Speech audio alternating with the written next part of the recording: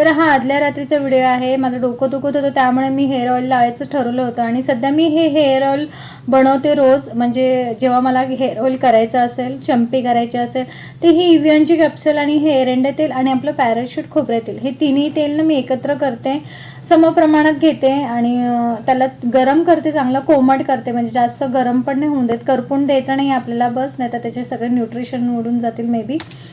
तर हे असं तेल आहे ना, सध्या मी लावते. आता ही तिसरी का चौथी वेळ आहे माझी हे तेल लावायची.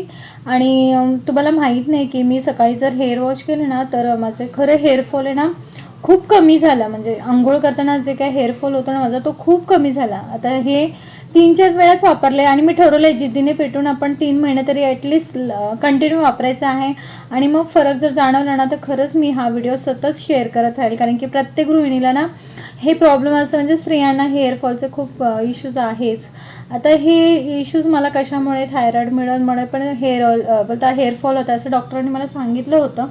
तर मी खरंच हे तिसरं का चौथी वेळ वाटतं माझी लावायची. आणि खरंच हेअर वॉश करताना माझे केस खूप कमी गळाले.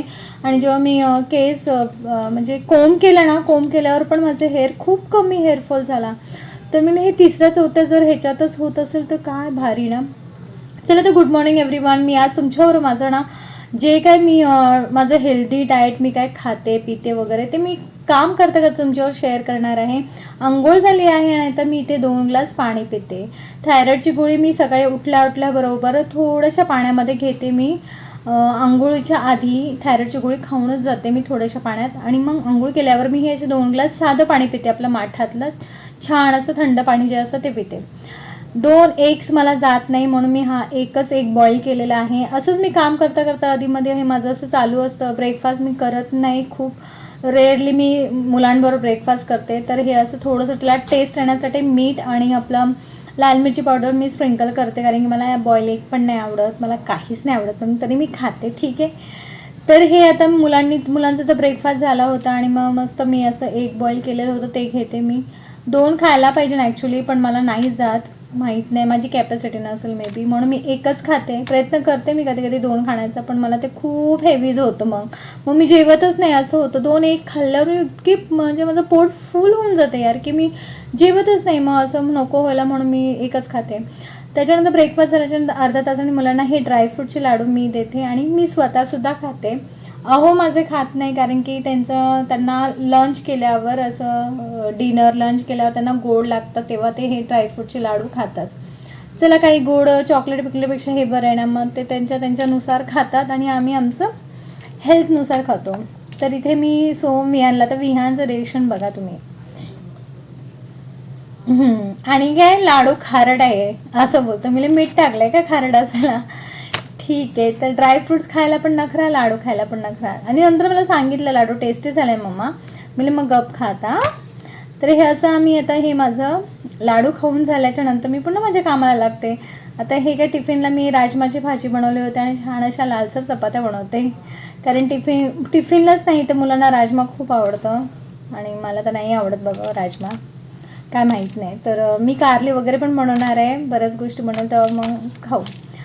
आज त्याचा प्रोजेक्ट आहे. प्रोजेक्ट काय ते हाऊस मेकिंग वगैरे काय आहे, जे आपण लहानपणी घर बनवायचं ना आपण, त्या ओरिगॅमी पेपर, त्या पेपरचं त्यांना आता आज शिकवणार आहे. तर ऑलरेडी खूप एक्स्ट्रा पडले होते माझ्याकडे. म्हणजे मी असं एक बॅगच केली, त्याचे सगळे असे पेपर्स किंवा कार्डबोर्ड पेपर, ओरिगॅमी पेपर वगैरे असतात ना ते कलरफुलमध्ये, ते सगळं ठेवते. याच्यामध्ये काही स्क्रॅप असेल ते सुद्धा ठेवते, त्याला कधी लागलंच तर दुकानात न जाता हे आपल्याकडे अवेलेबल पाहिजे. तर आज मस्त अवेलेबल होते, कारण की बाहेर पाऊस पण पडतोय.